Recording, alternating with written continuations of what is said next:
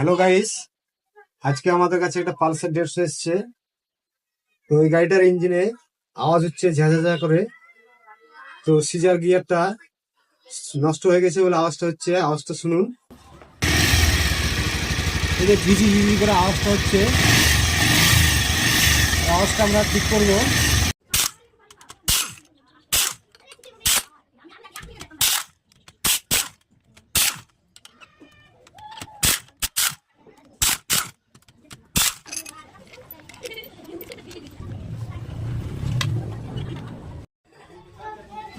পালসারের class side খুলতে গেলে এখানে টাইমিংগুলো মিলিয়ে নিতে হবে।